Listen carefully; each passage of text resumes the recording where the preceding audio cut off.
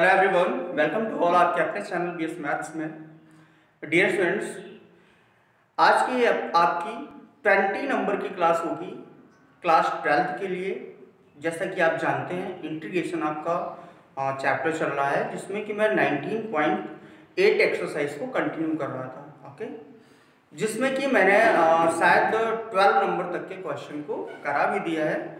तो आज हम उसके आगे के क्वेश्चन समझेंगे, और यदि आपने इससे पीछे के लेक्चर नहीं देखे हुए हैं तो प्लीज़ उनको ज़रूर देखिए, ताकि आपके कॉन्सेप्ट हमेशा क्लियर होते रहें। ओके, तो चलते हैं अगले क्वेश्चन की ओर और देखते हैं कि उसको करने की क्या अप्रोच होती है। ओके, तो आप देख पा रहे हैं आपके पास जो अगला ये क्वेश्चन आने वाला है डियर स्टूडेंट्स, ये कुछ इस तरह से है। अंडर रूट के अंदर 1 minus sine 2x upon 1 plus sine 2x। Okay, question है आपका, नंबर में डाल देता हूँ इधर।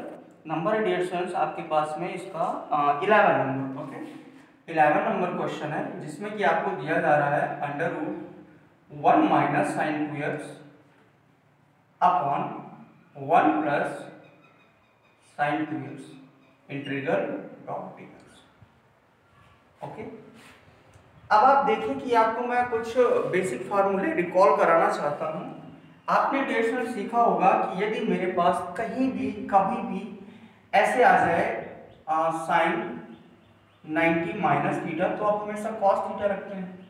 ओके, और यदि कॉस 90 माइनस थीटा आता है 90 माइनस थीटा, तो आप साइन थीटा रखते हैं। ओके, अब आप देखिए कि यदि आपको ये चीज पता है तो आप इसको कैसे यहां पर यूज कर पा रहे होंगे। ओके, आप देखिए कि इसको हटाते हैं और आगे चलते हैं।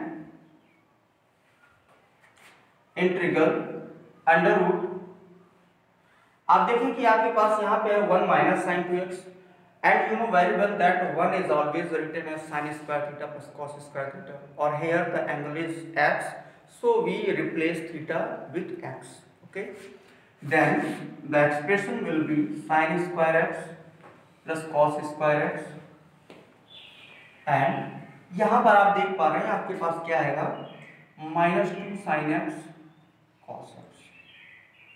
ओके, भाई डिनोमिनेटर फिर से आप इसी फॉर्मूले को अप्लाई कर सकते हैं, sine square x plus cos square x plus 2 sin x cos x।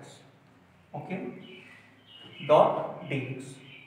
आप देखें कि आपने सीखा हुआ है, यदि आपके पास a square plus B square plus 2ab होता है और a square plus B square minus 2ab होता है, तो इसको जनरली हम a प्लस बी का होल स्क्वायर और इसको a माइनस बी का स्क्वायर रख रहे होते हैं। ओके, तो जब आप इनका यूज करते हुए आगे बढ़ेंगे तो ये आपके पास होगा sine x minus cos x का होल ऑफ स्क्वायर रूट के अंदर ही।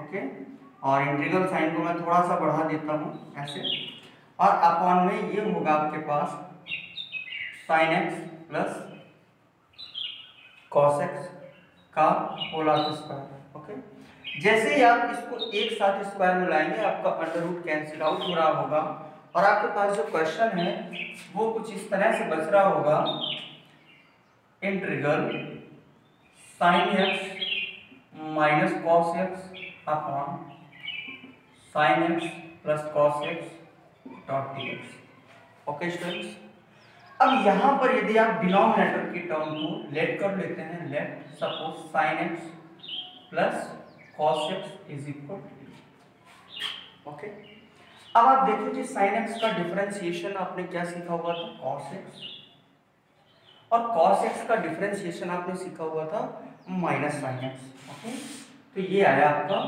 Minus sine x. ओके, और यहां पर आप देख पा रहे हैं यहाँ पे पास dx आया is equal dt। I hope आपको इतनी बात समझ आई होगी। अब यदि मैं यहां से माइनस कॉमन कर लूं तो आपके पास आएगा sine x minus cos x. Okay, जैसे मैं माइनस कॉमन करूंगा, ये माइनस प्लस का होगा और ये प्लस माइनस का, और यहाँ पर dx होगा इज इक्वल dt।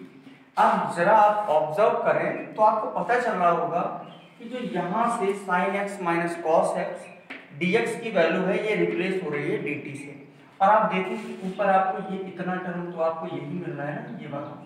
तो जैसे ये मिला तो इसकी जगह पे आप माइनस डी टी अप्लाई कर सकते हैं। ओके, और जैसे ही माइनस डी टी आप अप्लाई करेंगे, माइनस आपका बाहर होगा, डी टी होगा अपॉन ये आपने पहले ही कंसीडर किया हुआ था टी।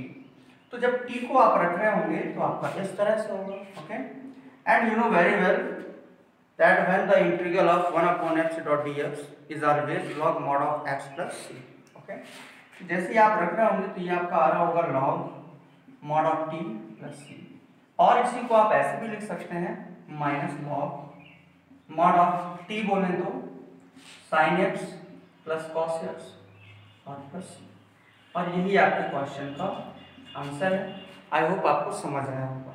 जब मैं इनिशियली इस क्वेश्चन को कर रहा था तो मैंने एक फार्मूले को डिस्कस किया हुआ था cos 90 minus theta is equal sin theta and sin 90 minus theta is equal cos theta. इस क्वेश्चन को हम इन फार्मूलों की हेल्प से भी लगा सकते हैं, कोई प्रॉब्लम नहीं है, लेकिन यदि मैंने ऐसे लगा दिया तो आप ऐसे ही कर लीजिए। हालांकि मैं आपको बता दूं कि इन क्वेश्चन, क्योंकि ये क्वेश्चन ट्रिग्नोमेट्री आइडेंटिटीज पर बेस्ड है जिनको मैं कई तरीके से करके दिखा सकता हूं। ओके, तो फाइनली आपका क्वेश्चन हो चुका है और आप इसी पे कंसंट्रेट करें, आपका फाइनल आंसर है। आई होप आपको समझ आया होगा। चलते हैं अगले क्वेश्चन की ओर। ओके,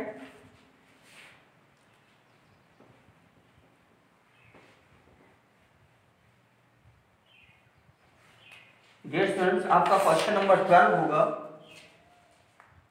12 नंबर क्वेश्चन को आप देखेंगे, integral e to the power 3x upon e to the power 3x plus 1 dot dx। Okay, यहाँ पर आप देखें कि e की पावर x पे आपको कंसल्टेशन होना पड़ रहा है, मीन्स आप कंसंट्रेट कर रहे हैं, मीन्स ये एक्सपोनेंशियल पॉइंट है। ठीक है, और यहाँ पर आपको मैं बता देना चाहता हूँ कि dy dx e to the power x का जब आप डिफरेंशिएशन करते हैं तो ड्यू टू डिफरेंशिएशन आपके पास e की पावर x ही आता है और कुछ भी नहीं आता, आपको ऑलमोस्ट याद होगा। ओके, यदि आप यहीं पर e की पावर x डॉट dx करते हैं तो भी आपके पास क्या आता है, e की पावर x प्लस c। तो आप देख पा रहे हैं कि डिफरेंशिएशन ऑफ e की पावर x और इंटीग्रल ऑफ द e की power x is remain same. Okay, then if we assume denominator as a t और let e to the power 3x plus 1 is equal to and differentiate with respect to x on both sides। okay, differentiate with respect to x on both sides, और जैसे ही आप ऐसा करेंगे तो you know very well the derivative of e to the power 3x is 3e to the power 3x and one derivative is 0 and last one is dx is multiply में होगा और यहाँ पर dt। देन आप देखें कि यदि मैं e की power 3x dot dx is equal dt लाऊं और ये t यहाँ पे नीचे लेके आ जाऊं तो कोई प्रॉब्लम वाली बात नहीं होगी। ओके, अब आप देखें कि जो आपका न्यूमरेटर है तो ये देखें इतना आपके पास में e की पावर 3x dx है जो कि रिप्लेस हो रहा है इस समय dt अपॉन 3 से। ओके, तो अब आपके पास यही क्वेश्चन कुछ इस तरह से बन गया कि इसको आप रिप्लेस करा रहे होंगे dt बाई 3 से, क्योंकि इसके इज इक्वल ये वैल्यू निकालती है तो dt अपॉन 3 और जो कांस्टेंट है वो तो बाहर जाएगा, मींस 1/3 आएगा अपॉन इसको आपने पहले इनिशियली भी t कंसीडर किया हो तो यहाँ पे आपने t डाल दिया। अब आप देखें कि जो प्रीवियस आपने फॉर्मूला अप्लाई किया log mod of t का, तो वही आपका यहाँ भी बन रहा है log mod of t plus c, और 1/3 log t को आपने लिया था e to the power 3x plus 1 plus c, और यही आपके क्वेश्चन का फाइनल आंसर है। आई होप आपको समझ आया होगा। ओके, तो चलते हैं अगले क्वेश्चन की ओर। क्वेश्चन नंबर आपका 13 है dear students, sec x tan x upon 3 sec x plus 5 dot dx। Integral sec x tan x upon 3 sec x plus 5 dot dx, और ये क्वेश्चन नंबर है आपका 14। मैं भी 14 ही है, नहीं सॉरी 13 है, 13। ओके, तो यदि आप इसको और फाइंड आउट करना चाहते हैं इसका सॉल्यूशन, तो आप अप्रोच देखिए कि आपने सीखा हुआ है when we find d dx of sec x then आपने सीखा था ये क्या आता था direction sec x tan x। Okay, अब sec x tan x का टर्म तो आपको न्यूमरेटर में मिल रहा है, तो ऐसे सिचुएशन में यदि आप लेट करें 3 sec x प्लस 5 को एज ए टी, और जैसे टी आप कंसीडर करते हैं देन 3 से कोई मतलब नहीं, sec x का डेरिवेटिव फाइंड आउट करेंगे, आपके पास होगा sec x tan x। 5 का आप देखें 0 चल रहा होगा बिकॉज ऑफ कांस्टेंट। अच्छा, यहाँ पर dx होगा, ये आपका dt होगा। आप देखें कि ये sec x tan x और ये dx is equal dt upon 3 से हो सकता है। अब आप ऑब्जर्व करें सही से कि sec x tan x dx, ये चीज देखें आप कितने, ये रिप्लेस हो रही है dt अपॉन 3 से, और जैसे ही ऐसा हो पाएगा तो मैं इसको बना के रखूंगा dt बाई 3 मीन्स 3 आपका बाहर आया, और इसको ऑब्वियसली मैंने t मान लिया। ओके, आप देखें कि जो फाइनल आंसर है ये आया 1/3 लॉग मॉड ऑफ t बोले तो 3 sec x plus 5 plus. I hope आपको ये क्वेश्चन भी समझ आया। ओके, तो चलते हैं अगले क्वेश्चन की तरफ।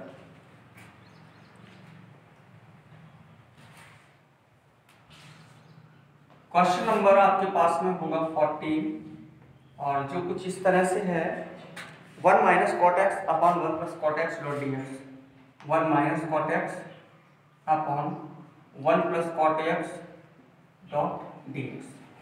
अब आप इसको जब सॉल्व कर रहे होंगे तो इसी क्वेश्चन के बेस पर एक क्वेश्चन मैंने अगली प्रीवियस क्लास में डिस्कस किया हुआ था, tan x पे डिपेंड था, तो उसको हमने बेसिक मीन साइन कॉस में ब्रेक किया हुआ था, वैसे ही आप इसको भी कीजिएगा।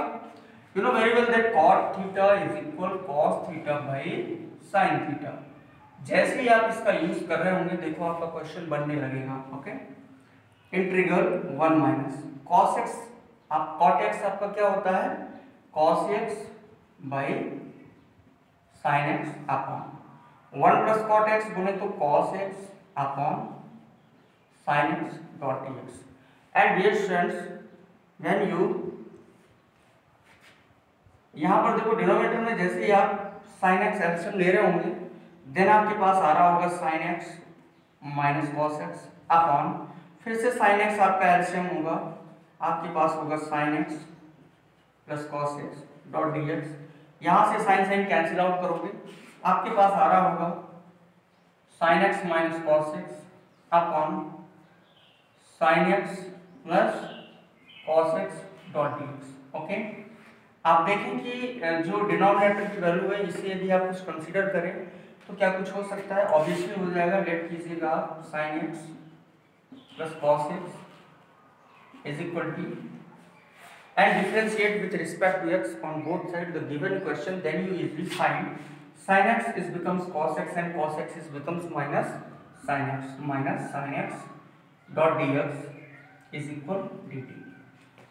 and here you was that minus is cos and here is minus is sin, then for making sin x minus cos x you easily find the common this expression minus, then this will sin x minus cos x dx is equal dt। Okay, अब आप देखें यहाँ पर जो sin x minus cos x dot dx है ये आपका यहाँ पे मिल रहा है, और मीन्स ये रिप्लेस हो जाएगा माइनस dt से। तो जैसे ये dt से रिप्लेस होगा आप इसको रख पा रहे होंगे ऐसे dt माइनस बाहर और डिनोमिनेटर में t।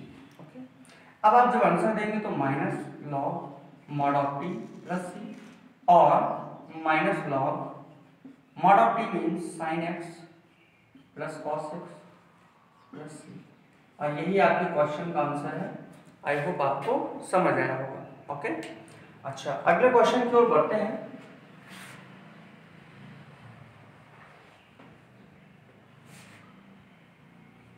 क्वेश्चन नंबर आपका 15 है, 15 नंबर क्वेश्चन देखते हैं आप, क्वेश्चन नंबर 15, और 15 नंबर क्वेश्चन है आपका dear students, sec x cos x sec x cos x upon log और फिर आपके पास कितना है tan x डॉट dx। यहाँ पर आप डायरेक्ट अप्रोच लगाएंगे, जो डिनोमिनेटर की वैल्यू है इसको आप टी कंसीडर कर लीजिए और फिर देखिए कैसे आता है। आप एक एक पॉइंट को ध्यान दीजिएगा, समझ आ जाएगा ये भी question. Let log tan x is equal to. T आप देखो कि जैसे ही log के साथ कोई टर्म होता है, कोई नंबर होता है, उसको आप डिफरेंशिएट कर रहे होते हैं तो आप क्या आता है, पहले log के साथ जो है उसका रेसिप्रोकल बनाओ। तो पहले हमने tan x का रेसिप्रोकल बनाया, ओके। फिर जो log के साथ है उसी का डिफरेंशिएशन फाइंड करो, तो tan x का sec स्क्वायर x होगा dot dx is equal dt। अब आप यहाँ पे ध्यान से देखिएगा कि जो आपके पास में tan x है, ओके, इसको आप क्या बना सकते हैं, sin x by cos x, then cos x is going to the numerator of this expression। तो ये आपका cos x होगा, यहां पर आपके पास sin x होगा, ओके। अब यहां पर देखें sec स्क्वायर x है, तो sec स्क्वायर x यदि आप देखें तो ये आपके पास आ रहा होगा 1 upon cos x dot 1 upon cos x dot dx is equal dt। मैंने बहुत तोड़ के बताया है, अब तो आपको समझ आ ही जाएगा। sec square x 1 upon cos x square है, तो यहाँ पे 2 टाइम्स हो गया cos, ओके। अब आप देखें कि cos से cos तो कैंसिल आउट होगा और ये साइन ऊपर जाएगा तो cosec बनाएगा, ये cos ऊपर जाएगा तो sec बनाएगा। देन आपके पास अब जो आ चुका है वो आ चुका है sec x cosec x dx is equal dt। और अब आप देखें कि आपका न्यूमरेटर ये आ गया, वही चीज मैंने निकाल दी यहाँ से, ओके। अब आप देखें कि ये जो एक्सप्रेशन है ये dt से रिप्लेस हो जाएगा। देन आप रिप्लेस कर रहे होंगे, इसको आप dt रख रहे होंगे और ये आपने t कंसीडर किया था।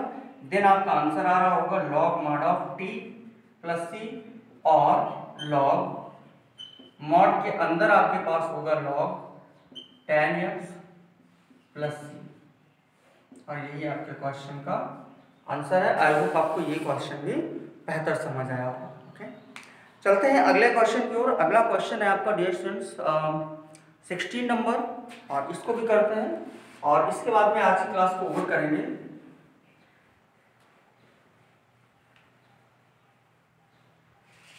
देखें आप 16 नंबर क्वेश्चन आपका क्या होता है, integral 1 upon x in bracket 3 plus log x dot dx, 3 plus log x dot dx, okay. अब आप देखिए कि जैसे ही आप इसको सॉल्व करेंगे, आपके पास 3 प्लस log x को t मान लेना है। आप इसे क्या मान रहे होंगे, t, और जैसे ही आप इसे t मान रहे होंगे ना, तो ये 0 होगा, log x का क्या होता है 1 upon x dot dx is equal dt। आप ध्यान दीजिए कि ये वैल्यू इतनी आपके पास में ये मिल गई, ये ठीक, ये, और ये रिप्लेस किससे हो रही है, dt से, ओके। अब आप देखो कि जब dt से रिप्लेस है तो आप इंटीग्रल लगाएंगे और यहां पर देखें कि 1 अपॉन x dx तो सिर्फ dt ले गया। देन ये 3 प्लस log x आपका t आया। आपके पास जो फाइनल आंसर आया log mod of t plus c, और we can say that log mod of t बोले तो 3 plus log x plus c, और यही आपके क्वेश्चन का फाइनल आंसर है। तो आई होप आपको ये सभी क्वेश्चन अच्छे से समझ आए होंगे। तो आज की क्लास यहीं तक, मिलते हैं अगली क्लास में। तब तक के लिए thank you for watching all videos, okay.